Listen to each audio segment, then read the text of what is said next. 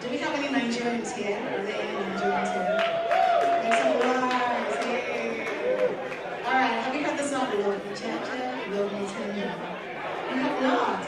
Okay, I'm going to need you to sing the chorus with me when I start. But how many of you know Thames? I'm sure you know Thames. Yes. She sang with Whiskey, you know. I can't remember that song. What's the song? You don't need no other body. Does anyone know that one? You don't need no other body. Only you can hold my body. Only you can hold my body. You like that one? Should I sing that instead? It's not on my list, but we can do it. Let me see if I remember. Hold on.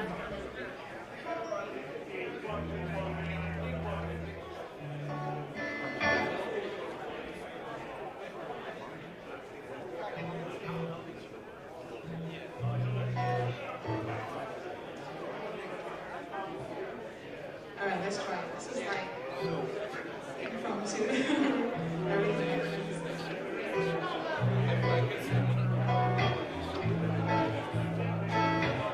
Are you gonna sing along with me? Okay.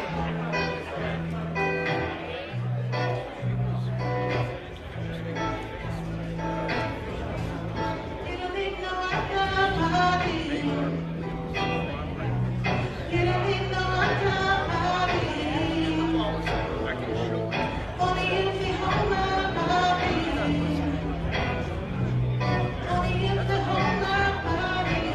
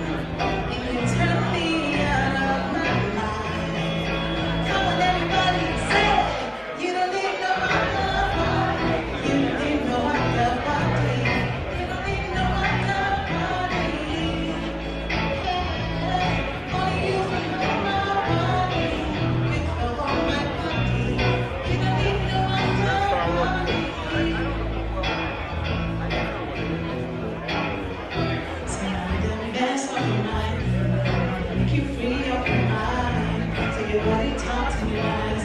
Say now my love you didn't need for your life. Say I'm gonna be nice. Say yeah, we put together, yeah, be nice. Say I will be with your life. I'm loving your body, baby.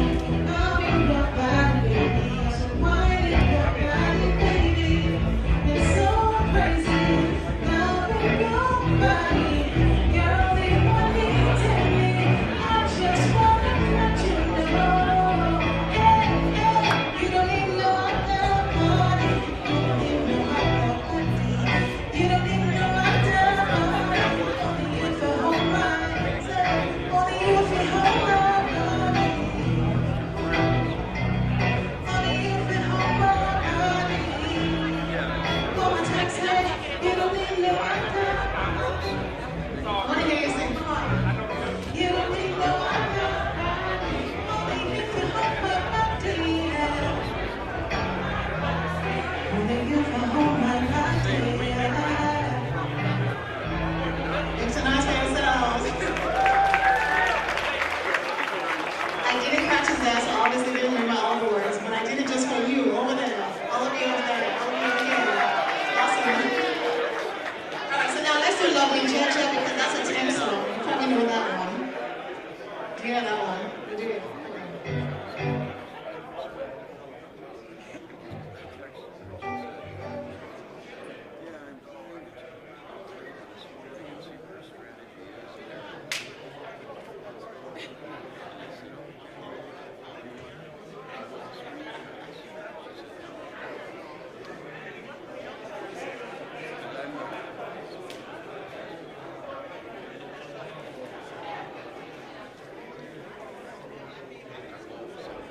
Alright, we got a song request. I don't have all the lyrics, but I'll do some of the songs on my list and then we'll keep it moving. How many more minutes do I have? I don't know. One or two songs? Okay, alright. So we probably don't have time. Let's do Lovely Georgia and then we'll do Java.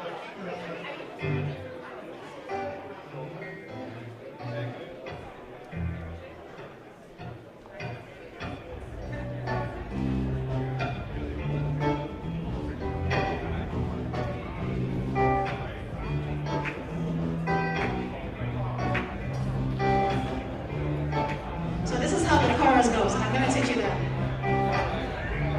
Repeat after me. Say, love me, Jaja, love me tender. Say, love me, Jaja, love me tender. You're my sugar, my honey, my tender lover. You're my sugar, my honey, my tender lover.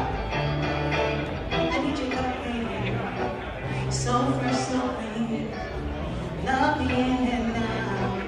Unfairly, and I'll be down now. Anytime you call me, I'll be down. I'll be down. Because the love and the love and the love and the love you only. Because I need and I need and I need and I need you. You know I run and I run and I run and I run. Like the fire in the sky in the night. Hold me in your arms and your love and your love.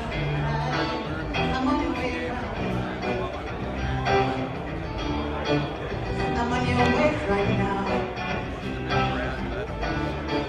I'm on your flight now. You look at me on your side now. I'm on your way right now. Oh, now you let I don't wanna know. I don't want no story. Day and night is unconditional. Got me loving softly. Say love me, Jaja, love me tender. Your love got me feeling up like never. Anything you want, I'ma do whatever. Say because I love you, I love you, I love you, I love you. Only because I need and I need and I need and I need you more. You are riding and riding and riding. Fly in the sky with your time. Holding your arms and your love. I'm on your way right now. I'm on your way right now. I'm on your right now. You got me on your side now.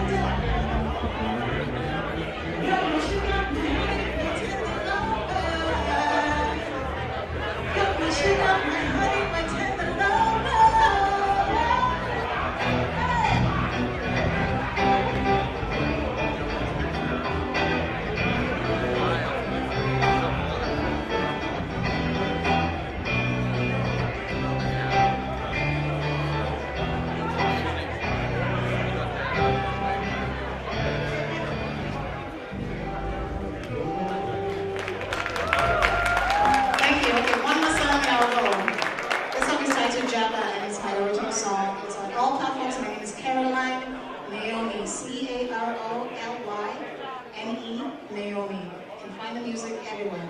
All right. Who knows what japa means? Japa. So basically, japa means to run away from a situation or anything that is unpleasant. And in this song, a woman understands her worth and realizes that the situation that she's in is negative and she has to japa, basically run away. So that's the song. All right.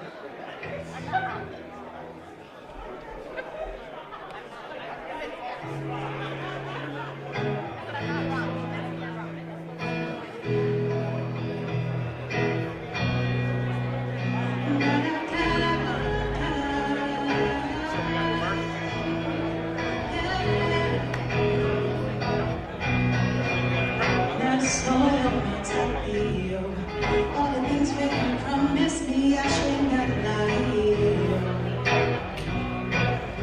I gave you what I need. That's so now text me, take my heart to you. Just when I started opening up to you, you thought it was genius to play hide and seek. You started ghosting, playing like a fool, coming up with stories here and there, here and there. I know be your mood again, be your mood again. Oti chapa. I know be your mood again, be your mood again. Oti chapa. No, you said I tell you, said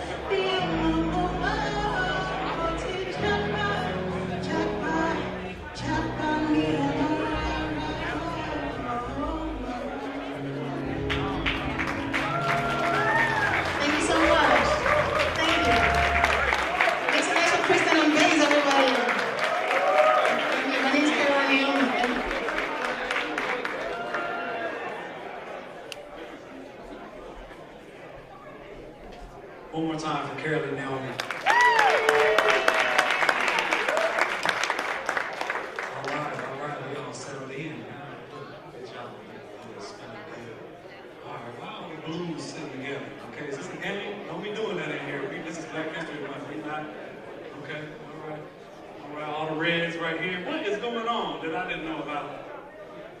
Oh, man. Shout out to everybody in the back.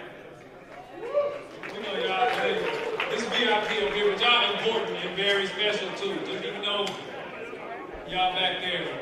This is the hat table right here. Woo! All the hats is right here. Right? You know what else got hats on at this table? Did I miss a phone call? This is the hat table? No? It says the man with a hat on. The lowest table? This is the hat table. Don't be playing, man. This is money right there. We're going to keep the show going. Keep the presentation going. While they set up the stage, we are going to bring a current example of Black history. Black history ain't just in the books and in the library. Black history is in our mayor's office. So we're going to bring up Mayor Hollis Winston to speak to you for a few seconds. Here you go.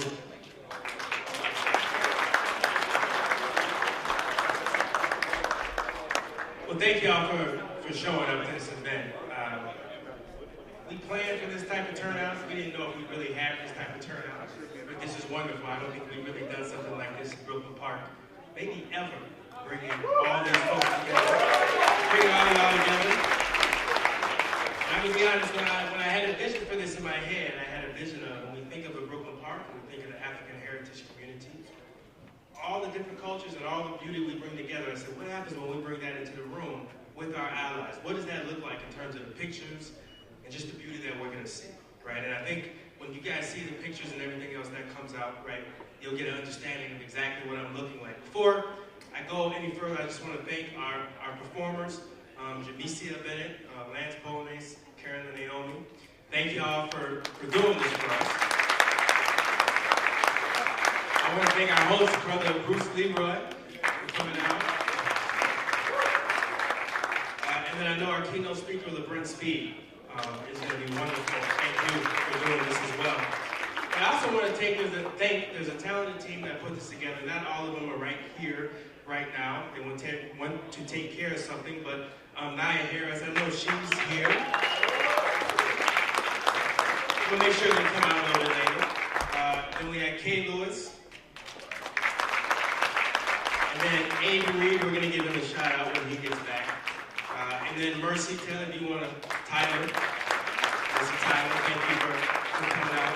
And of course, to all of you in the audience, thank you all so much for coming out and supporting this event. This is our first event. Someone said, is this something you do every year? And I said, well, this is something we do this year, because we ain't never done this before. So thank y'all for coming out. This will be an annual thing, but thank y'all for coming out and supporting this event.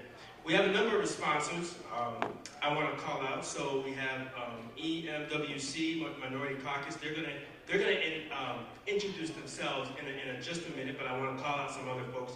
So Core Trust Bank, the one in Brooklyn Park, supported this event as a sponsor.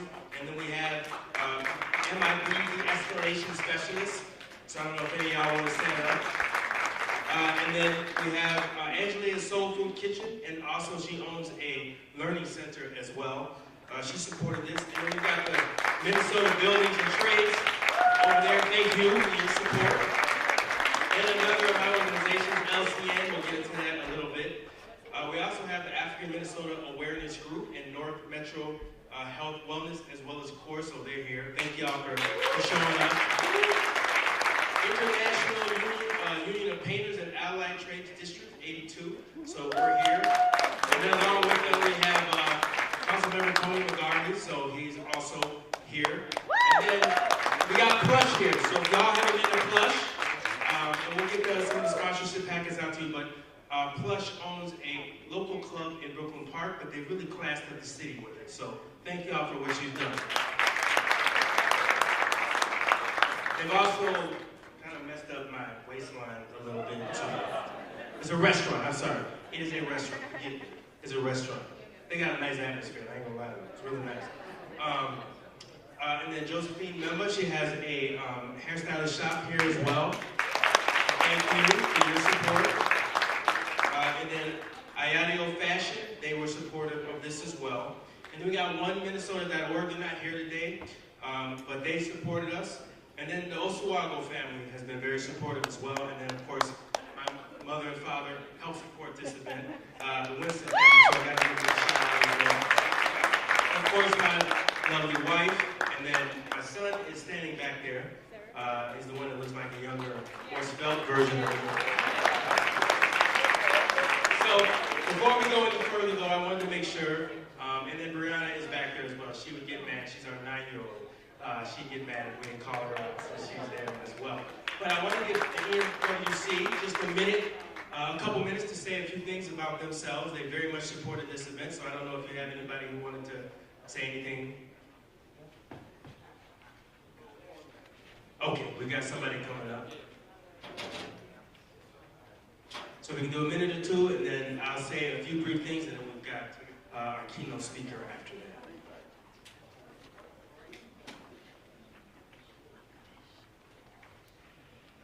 How y'all doing?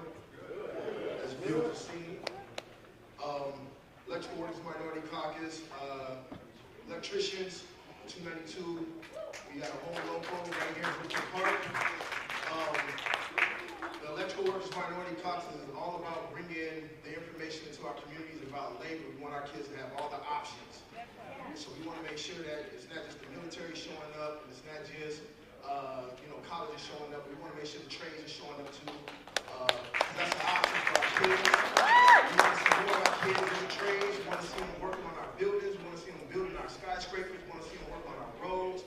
We want to see them bringing that knowledge back to our communities for all of us. And so that's what we stand for. We stand behind this brother because we know that he stands for that too. So we're proud to be here. We thank you for putting this on and allowing us to sponsor this. We also want to thank our home local 292.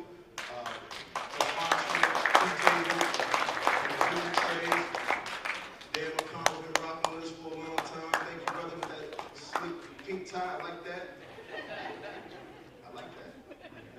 And 110 is with us as well. St. Paul, so it's a combination. Minneapolis and St. Paul, we in both cities. So if your kids want to get into the trades, but they don't know what they want to do, push them our way. Right. How y'all doing tonight? Give yourself a round of applause. This is really cool. So, before we say most of it, we're electricians. The EWMC stands for Electrical Workers Minority Caucus. We're actually a committee in the IBEW, the International Brotherhood of Electrical Workers.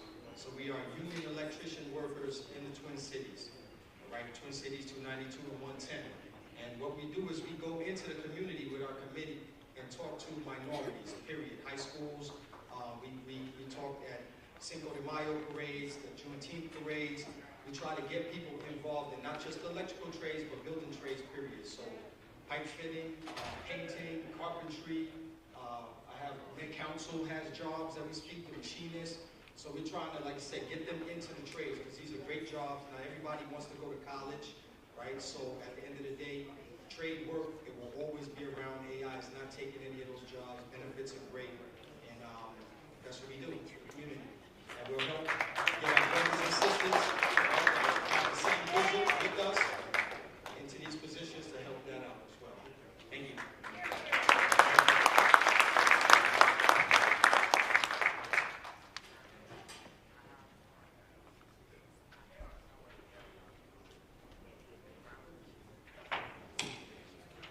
Good evening, everybody. My name is Alex, and I'm here on behalf of North Metro. Is a nursing assistant institution based here in Brooklyn Park. We are happy to sponsor this event, and if you people have people who want to train as nursing assistants, we have been training people since 2011, and we are proud to do what we've been doing. Thank you. So, Brooklyn Park, we mean jobs, we mean business, just so folks know. This isn't all feel good. We want people to have money in their pocket, feel good about themselves. It's really part of the brand out here. So, okay, I didn't know if you saw it. So, I will try to keep this particular part brief, but this is an important event, I think, in terms of Black history. I'll try to make it brief, but make it concrete as well. I know that prior to this event, I actually went to an event on the north side and we were talking about the light rail. We were talking about getting jobs in the black community and underinvestment. Rather than the handouts, we'd rather have just jobs and capital investment where we live. And there's a brother there that said, and then I told him about the Black History Month event we're having. And I said, listen, Black history didn't just begin when we got here. And he said, you know, as a brother, he said, well, thank you. Thank you for having that event. I sent him a smile. Thank you for having that event because I didn't know if African heritage or African community wanted anything to do with me. Now, I had another conversation with my wife, and I'm not going to name the person, but my wife told me, she said, hey, you know, so-and-so is coming to the event. They can't guarantee a lot of other African heritage people come because not all of them feel that Black history has anything to do with African history, right? So to tell a quick story, and my story, maybe it'll help people understand. It's the story of my family, and I know other folks in the crowd have heard this. But my family is originally from, in America at least, down south. So on my mother's side, they're from Arkansas. No, they're from Mississippi. So my grandfather was a sharecropper, saw somebody get hung, said I'm going to Chicago because I don't need to be the next person hung. And there wasn't a lot of opportunities. So he went to Chicago with my grandmother there, who was from Mississippi as well. On my father's side, Little Rock, Arkansas. And they dealt with a ton of discrimination. They moved to Chicago. And he became a meat cutter, and he had, during the day, night he had a tavern. I'm not going to say what happened above the tavern. It was a Chi-Town back then. Let's just say he made it work for the family. Now, back to my mother's side, he became a soap factory foreman. And there was a place before the blacks moved out there. That's probably what our current president would say. Before the blacks moved out there, right? There was a place that they called Pill Hill. And a lot of Jewish doctors would live there. Well, when it became integrated, right, a lot of black doctors began to move out there. But he wasn't a doctor. He was a soap foreman, but he was brilliant with numbers. And they had a convenience store that my grandmother ran, and they made it happen. And they moved to Pill Hill. That's how well they were able to do. And then they were that first generation of DEI. Now, people don't really understand DEI. It was affirmative action back in the day. They demonized that, and they called it DEI. There's various iterations. But if you know anything about that first generation of affirmative action or DEI or whatever you want to call it, they didn't understand what a 40-hour work week was. They understood 60, 70-hour work weeks. And they were often the top of their class, and they often outperformed everybody around them. So my grandparents made that possible for my parents. My dad went to Northern Illinois, became a lawyer. My mother went to Yale, got into corporate, and then here I am. I was given a ton of opportunities because of those that came before me. That's the legacy of my family. But when we look around this room, and we look around and we see a ton of folks from the African diaspora, Nigeria, Sierra Leone.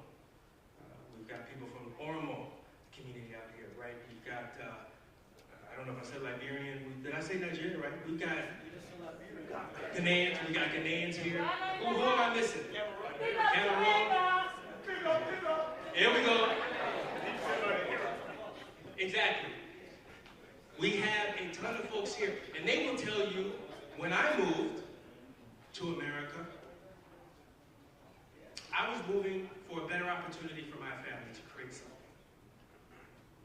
And so, as a community, and I'm specifically talking to my African heritage communities, I appreciate our allies being here. I love y'all for supporting this event because at the end of the day, we all have to work together, right?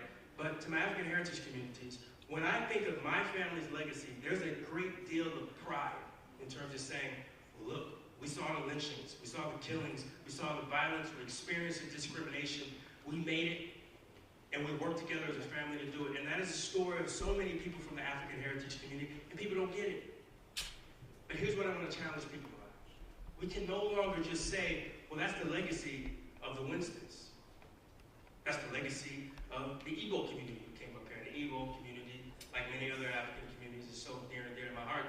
But I was blessed to be made a chief within that community. So there's a certain pride that they have within that community because they went through some hard times and they got out of it together.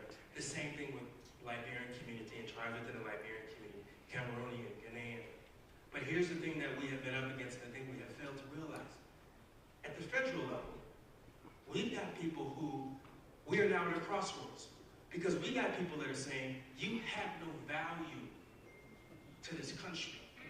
In fact, worldwide, you have no value to the international community.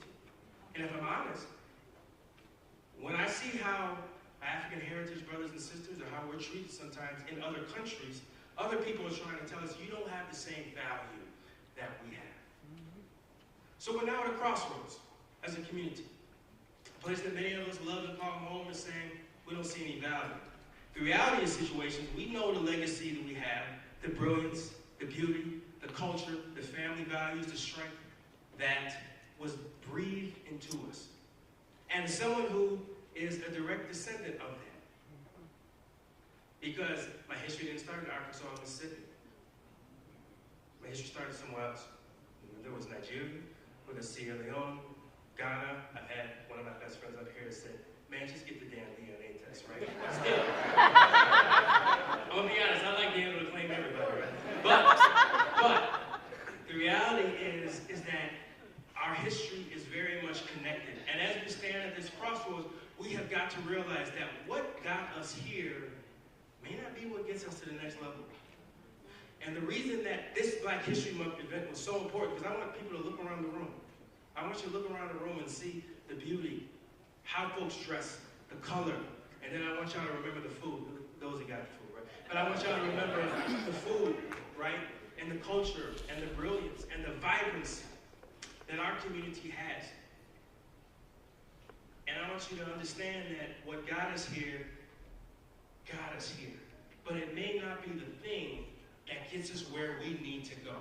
And where do we want to go? I want to be able to go anywhere in the world. And I want people to know, there goes someone African heritage. I better come with respect. I don't get to disrespect that person. I don't get to look down on them. There is no assumption that there's something broken and wrong with their culture, because I know the contributions they made, and I know that they understand the beauty that they bring to the table. I know that they love themselves. So if there's nothing, and then I'll wrap it up, I'm sorry. But if there's nothing if there's anything I want people to leave with today, there's a few things that I believe in above all. I believe in God.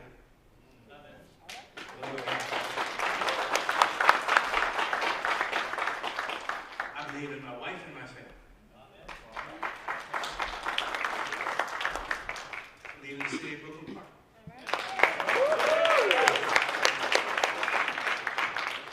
Can't leave my union friends out, right? They work for a lot of people. So I believe in them, but I believe in the African heritage community. So just know, when no one else believes, you've got me as a mayor, I believe it. Because when I ran, and I went through hard times, and people wanted to besmirch my reputation, come after me, come after my wife, it was the African American community, it was the Kenyan community, it was the Nigerian community, it was the Cameroon, it was so many folks, Sierra Leone. I know I'm leaving folks out, forgive me, y'all got a lot of countries, right? But it was the Jamaican community, right? Because we cannot leave out that larger diaspora, right? They came and they supported me, right? And they saw it. So I know that there is something special there. I'm going to close out on this, and I would love there's one other thing I want to point out, that we have got to believe in ourselves. So I'll make this very quick. When I look at TV and I see all these colognes, I said, it's perfume, it's a cologne, and I said, why am I always giving my money to someone in France or Italy, or believing in some scent they make that might not even work with me, or some clothing line that doesn't work with my particular skin, right? And just how I flow. Why am I giving my money there when if I create something, if my community creates something, overnight, I've got something that works for me. I've got something that makes us wealthy as a community, right? So part of that is saying we believe in ourselves and our institutions and building those institutions. And that's the hardest thing in the world, because before money, before operational capacity, the thing that makes institutions work is belief in the institution. And that means believing in ourselves as a larger African heritage community. So I want to give a shout out to my wife and her community, inclusive women's group, so Latrice and folks who are on that, if y'all can stand up.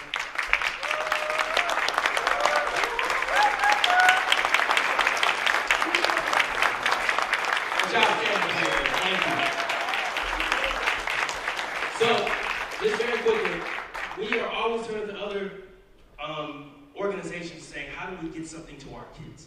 Well, they got a group of women, you know, if you want to get something done, you give it to the women often, right? So they created a Winter Wonderland event, and LCN, Legacy Coordination, helped sponsor that. And they were able to raise thousands of dollars and give kids and families hundreds of gifts. That was the first year they did it. They had a Santa that the kid, that was Black Santa, Black Mrs. Claus, right? And the kids were able to celebrate and have a great time, right? They did that. They didn't have to really go outside. They used the community. What's important about that? It wasn't just the African American. It wasn't just the Nigerian or the Kenyan or the Sierra Leone. It was a ton of African heritage communities came together and they said, we got our babies, we love our babies, we know what they need, and they took care of it. There's another group that I want to call out, MIB, or Men in Black, de-escalation specialists. So I don't know if Mr. Iman or Mr. Brother, if you want to come up, well, you got to come up and you got to say the event. But here's what's important. This is important. They're going to be putting together an Octo Games in Brooklyn Park. So many times we go to these contests in other cultures, right? Or run by other cultures, and then the rules are stacked against us. And then we say, why are they stacked against us? Well, they're putting on an Octo Games, and I don't know if people watch Squid Games. I'm right on that cusp of not knowing what it is, but I know. But anyways, it's the PG version of Squid Games. Like, you play, what is it? You play like a tic-tac-toe. You play different games. You play different kid games. The Squid Games, if you lose, they kill you. But in our game, you get a cash prize, right? And they're going to get a cash prize. Well, Legacy Coordination Network is working with them on this. And they're taking the lead on this. I don't want it to seem like they're not the ones leading with this. But they're going to give $5,000, or over $5,000 in cash away to kids from 13 to 18 years old to make this happen, right? So it's incredibly important that people get behind them and they support this because this is our thing to make this happen. So I'll just close with saying this. There are people out here who are building institutions. And I know in our different African heritage communities, y'all have built a ton of just infrastructure. Now we've got to find ways to bring that together so that as a community we can provide for everybody. That's what Legacy Coordination Network is for. There's actually little QR codes on there, right? And so we're coming with the African heritage community. We're bringing folks together. So people could donate for that. That's where we're going with that. We also have a C4. We're also going to be going to the Capitol and starting fighting for our issues. So thank you all for coming out real quick. I wanted to shout that out. But this is why this event is so important. For our allies, love y'all too. But as a community, we got to come together and realize what we can do as a community. So thank y'all so much.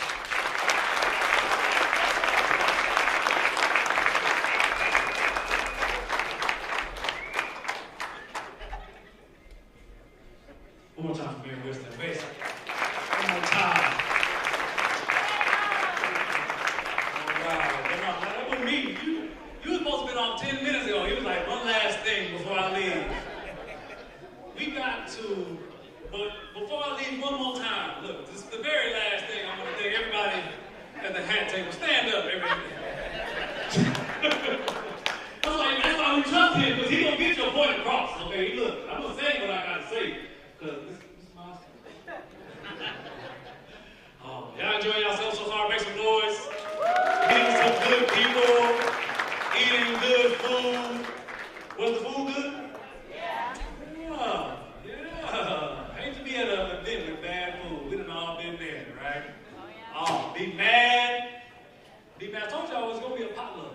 It could have been a potluck. We could have just trusted everybody in here to bring what we eat. Y'all ever been to a bad potluck? Shout out to my Met Council family over here.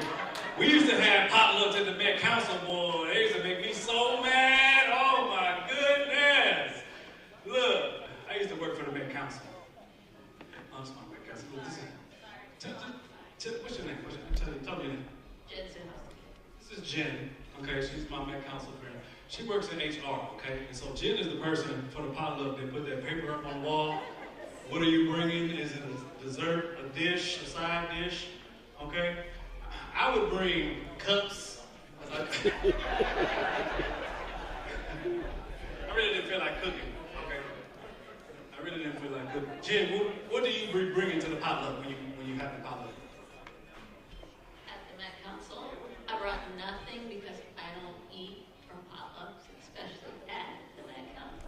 See, G used to work with me. One time, we had a potluck, y'all, and one of my coworkers came up to me and said, hey, man, you want to try my 21 bean soup? I said, first off, I don't know 21 beans.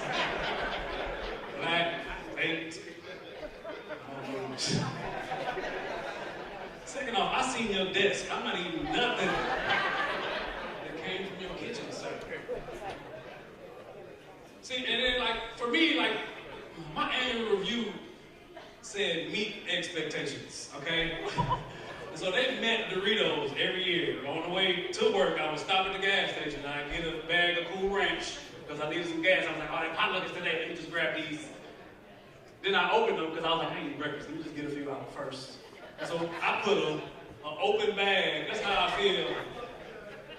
Just the top part, and then just put it in there, right? Oh, I can't stand the potluck. But you gotta look. You gotta just go and look and see what foods you're not gonna eat. You just walk past like, what is good? What is good?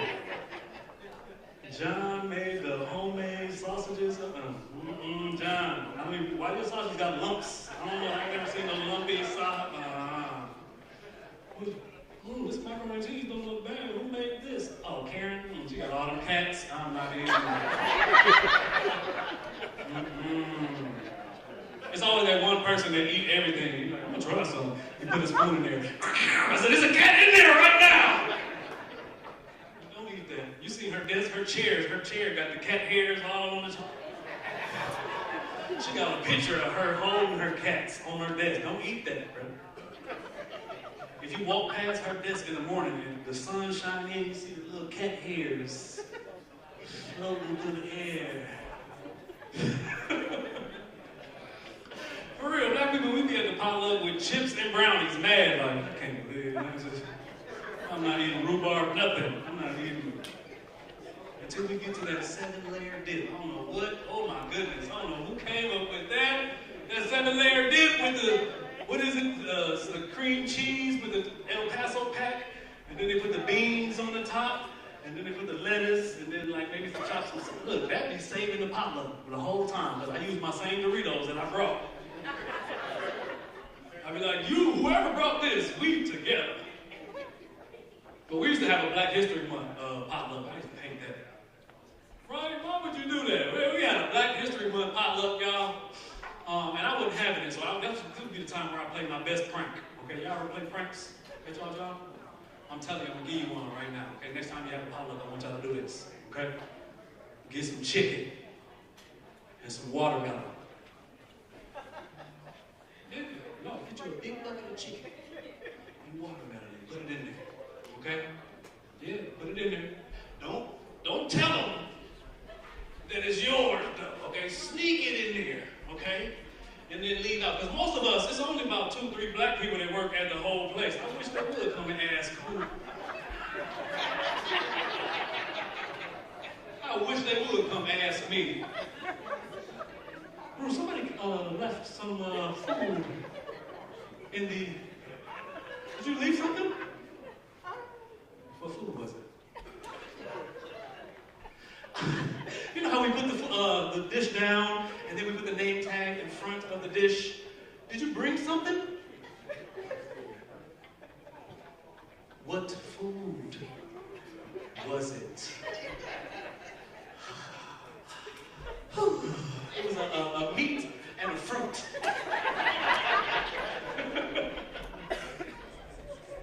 Y'all try that next time, okay? Just don't tell them I told you to do it. We are getting ready for our next. Hold on, you called me in the middle of my joke. Do that next time. I was finna hit my punchline. We ready right here? Okay, we ready for our keynote speaker. All right, now he got some gems that he better drop for y'all. So put your phone down, sir, and everybody else get off the games now. Instagram can wait. So can Facebook. All of that. Okay, your parlay ain't gonna hit today. All right, I need your attention. Full speed up here. Full speed for a reason. Our keynote speaker is the founder of the Better Black Business Project, also known as B3. Any members of B3 in here make some noise? Good, see? They came deep already, so y'all better listen, but look. All right? I want y'all to start making your noise. Clap. Woo! Brother Brent, speed. Thank you.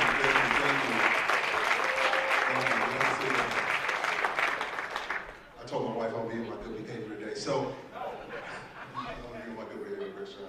But listen, first I want to thank Hollis for what he's done. Let's give a hand for our first black mayor of Brooklyn.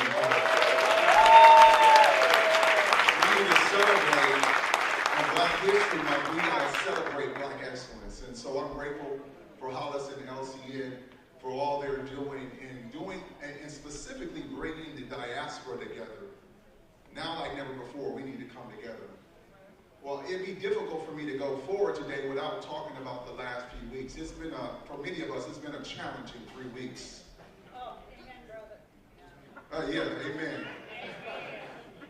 I think we need to woosah. The last 3 weeks has felt like about 3 years for some of us. I feel that. You feel that? Yes. And a lot of the programs and policies that were placed for us to help us are being dismantled in front of us because they said they helped us too much. Right. Yeah.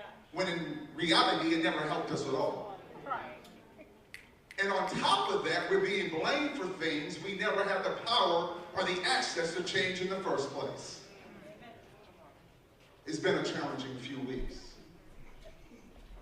And we need to be mindful that the reason these policies and procedures were placed anyway were because of how we were treated and how we were deprived of autonomy. Taking consideration that over 160 years ago, when we were released from our first slavery, that we had about 0.5% of the wealth. In 1970, the year I was born, we got about 1.3% of the wealth. Now in 2025, although we make up about 15% of the population, we're still under 2% of the wealth. That's why we needed those policies and procedures. And no place needed it more than Minnesota. Yeah. Because although we can't win sports championships, we sure know how to lead when it comes to economic disempowerment. Because it leads the nation in the wealth disparity. About 75% of our white Minnesotans have own homes versus 25% of our black Minnesotans. And our literacy rate for our children is about 18%. And so now more than ever, we've got to come together. Today I want to give you 3 things that we need to do immediately. If we're going to change the course of our lives, the course of our future, and create a legacy for our children's children. Are you guys ready for 3 things we need to do today? Yes. The 3 things we need to do today, we need to unify, we need to amplify, and we need to multiply. Again, we need to unify, we need to amplify, and then we need to multiply. Yeah, we got to do all those. First of all, it's wonderful to be here today with you guys. You guys look so beautiful. Give yourselves a hand. But typically when I come to these events, my African brothers and sisters, they always show out in a different level, don't they? Y'all show out in a different level. Whether you hail from Nigeria or Ghana, or Sierra Leone or Kenya or Somalia, you guys always come looking fantastic. Because many of you, whether it's your first generation or second generation, you came here with the hopes and dreams of your people. And many of you are making good on the hopes and dreams of your people. And many of you are the most educated people in the world. Come on. Right. Having jobs and careers and businesses, things that people thought you could never do. Okay. But the challenge is when some of you get here, they tell you immediately, do well, but don't unify with them. That's true. Do well, but do it well by yourself. And I'm going to plead with you today, we need you to unify with us. Right. We need you to unify. We need your education. We need your resources. We need your wisdom, and we need you to unify with us. To my authentic allies in the room, I know some of you are authentic allies because I brought you. And when I say authentic allies, I think I should quantify what that means. And authentic allies doesn't just want to party with us, but they want to plan with us. An authentic ally doesn't just want to promote our poverty, but they want to push our prosperity. We need a revival of authentic allies like Harry Beecher Stowe or Eleanor Roosevelt or the Quakers who will pool their money together to go down south to take us out of captivity, to free us. Those are the kind of authentic allies we need right now. We don't need the allies that want to watch things from the sideline, but we need those who will put their life and liberty on the line with us because you see the injustices that we're facing. Those are the authentic allies we need. And we need you to unify with us. Right. Amen. To my African American brothers and sisters, I didn't forget y'all. I'm a proud product of North Minneapolis. An alumni of the North High School. Now, typically when you say North High, you will hear a refrain in the audience. And that's the one. That's the one. Last year, I was speaking to a young black man. He said, I didn't grow up here and went to high school, private high school. He said, but when I came here, I realized there was no alumni like the North Side alumni, North Side. Okay, I said, well, listen, you know how we do it. And he said, y'all really good at shouting each other out. I said, yes, we do. He said, but do you pull each other up? I said, excuse me? I said, we dap really strong, though. And as I got older, I realized the fallacy of us allowing ourselves to be divided based on highways and rivers. Because whether you're from the north side, the south side, or St. Paul, we all facing the same problems. We still black. Right.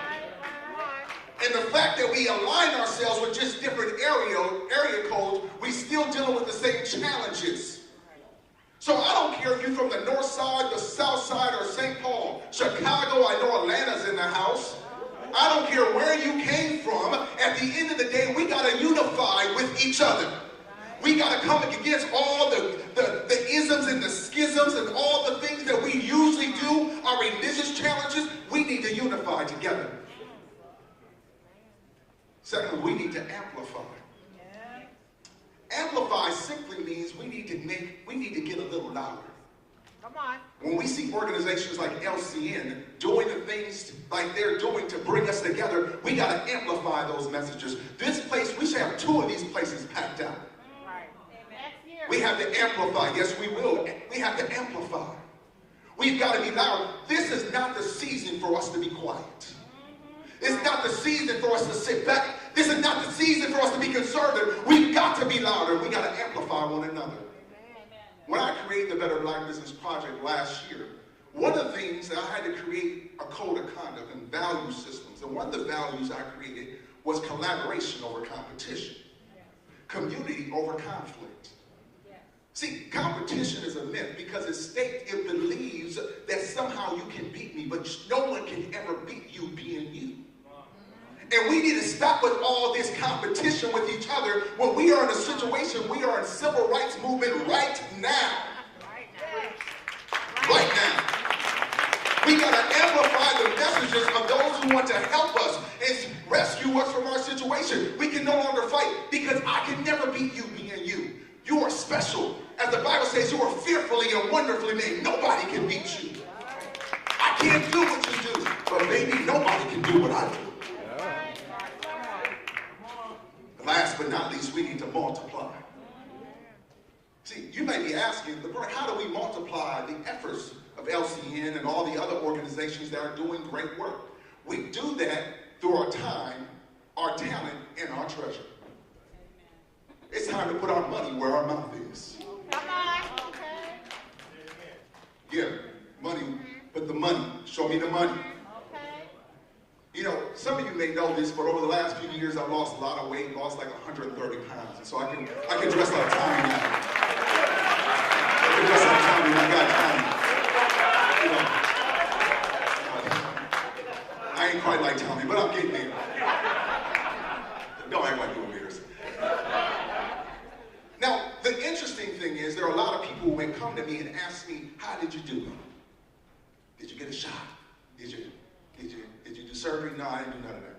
But when I begin to tell them, they usually tell me something, man, I ain't got time for that. I ain't got the money for that.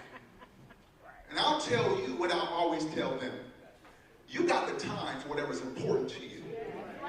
You got the money for what you find valuable. Come on. If you really want to do it, you can take the time. And it's time for us to stop promoting a bunch of other stuff. It's time. We can take vacations, but purses, bags, and all that other stuff don't matter right now. It's time for us to pool our money. It's time to get our time, our treasure, and our talents together and work as one. We need to multiply this movement. We got to multiply this movement. Now, none of you beautiful people, so this ain't none of y'all in here, but there are some amongst us. There's some amongst us, Hal, that would say, LeBron, I would love to come with you. I would love to unify with you. I would love to amplify your messages. And I love to multiply the movements. But man, I got a good job. I work at one of these Fortune 500 companies. Me and my spouse, we doing pretty well. Our babies are in AAU, and they get to go to special camps, and they're in Jack and Jill. They get to do all the special things with all the special people. I would love to do that with you, but I just, unfortunately, brother, I don't have the bandwidth to do it. You understand, right? You understand. I say none of y'all like that, but I'm talking the other people. You can relay this message to the other ones. I'm going to end this today with a short story. It's actually a biblical story. But don't worry, it's not that complicated. I'm going to make it real simple. Years ago, there was a young woman named Esther. Esther had a tragic beginning of her life because at a young age, she lost her mother and her father.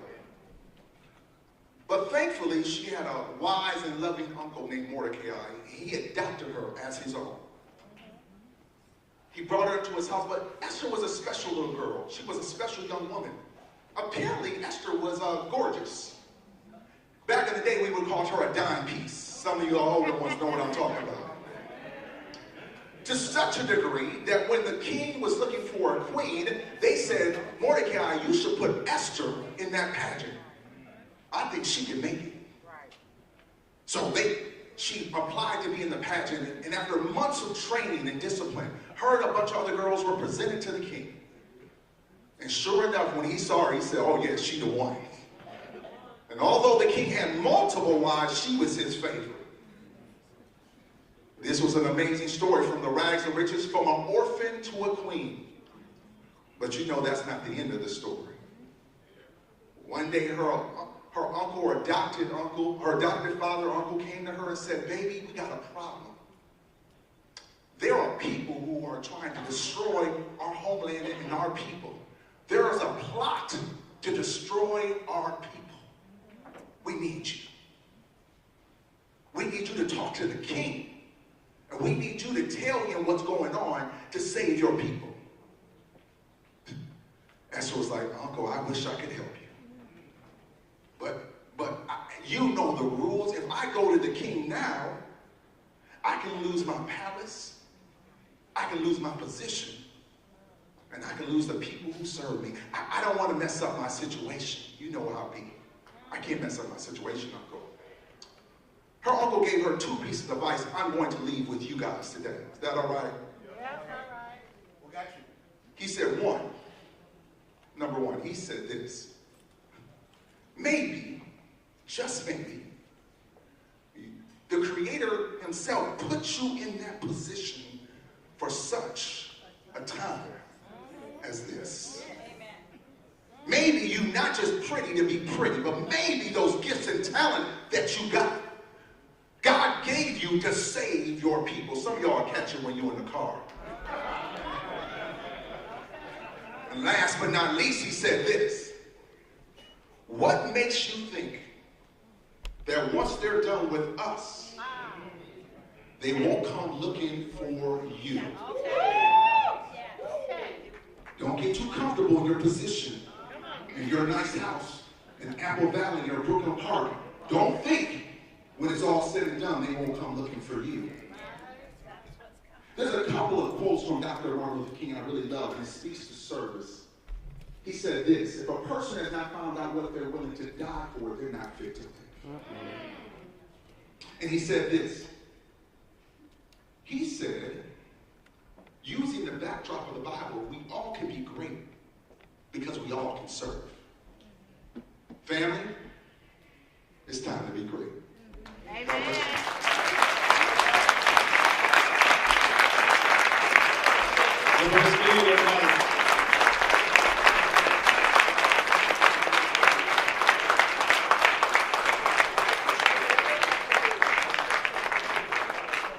We can get all the active B3 members to the backdrop. I want to get a picture of y'all looking good, smelling good, all the above. We're going to have our headliner. Okay. See, look, boss lady, look. We're going to have our headliner come to the stage here in a second. But this is our opportunity to do a little bit of mingling. We've got a few minutes for them to set up the stage. So if you haven't met your 3 people, this is the time to do that. They're going to be playing some music for us. About one more announcement. I'm sorry, folks, but we have some other elected officials here. I want to give a shout out to us. So we have Representative Baji here, so thank you so much for coming. We got a school board member, Kelsey Dawson. She's dealing with quite a bit on the board, so it's not easy. And then yet we already shouted out Councilmember Tony regarding Brooklyn Park. He's been very helpful in terms of what we're doing. Thank you guys so much. And then one last shout out. I know that LeBron was talking about treasure.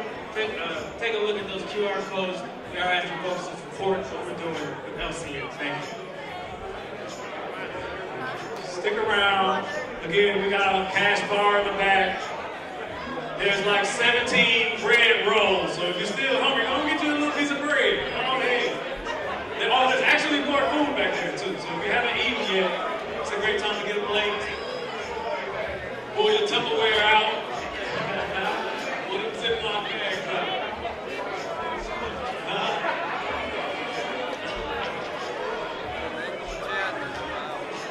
Again, scan those QR codes on your table.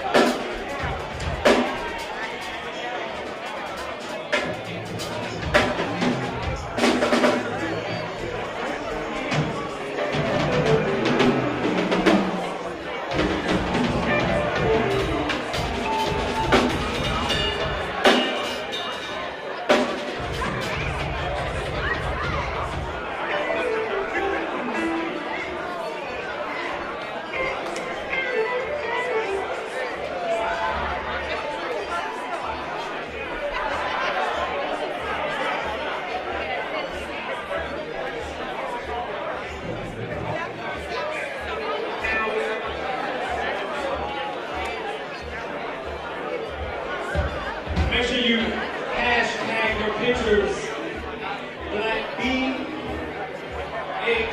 BHM Dinner 2025. BHM Dinner. I think about it. Say that close to what we did. Hashtag your pictures. BHM Dinner 25. BHM Dinner 25. If you post it on social media, that's our hashtag. BHM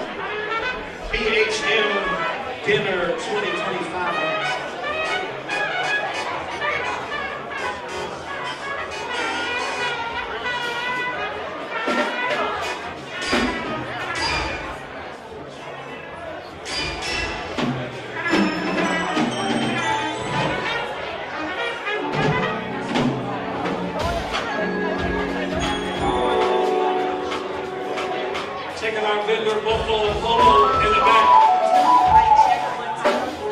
Exclusive appearance at the Black History Month Gala. Check, check, check. Check, check.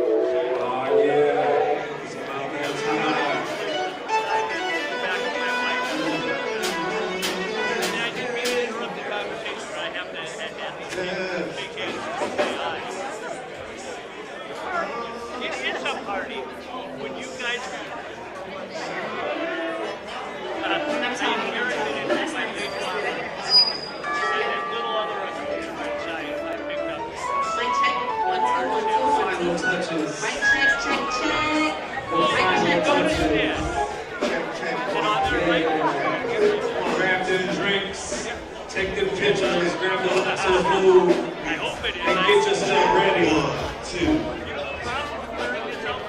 Check. 1, 2. Prepare yourself.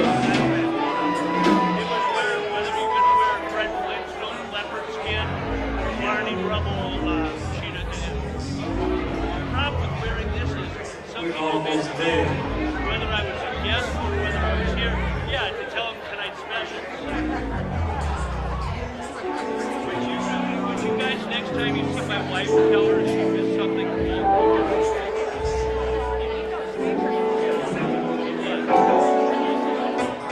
And everyone I've met is just wonderful. I feel like I've met We're gonna play with the lights. We're gonna set the mood a little bit. Ambiance is important, okay? Vibe is important. So we're gonna set the vibe, make it a little vibe in here, okay? really cool hats. We all dressed up, all nice. Now the sequins is shining. Like, look how the light is hitting the dress now. Look how the light is hitting stuff. Jewelry shining, okay? A little different. The candles pop. Right there, right there. Oh, we're fine right here. We're fine. Okay, that's fine. Yeah, that's good. Perfect. Thank you.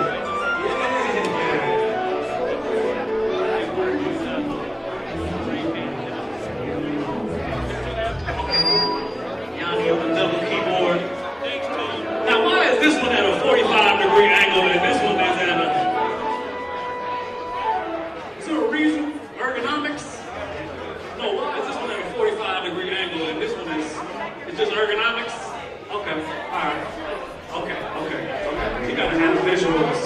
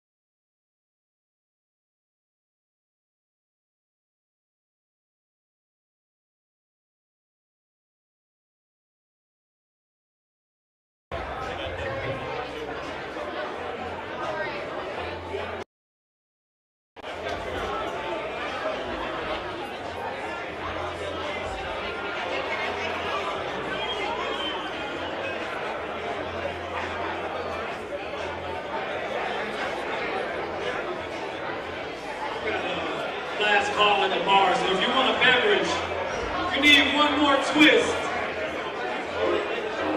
I will go up there Again, last call at the bar. Start making your way. And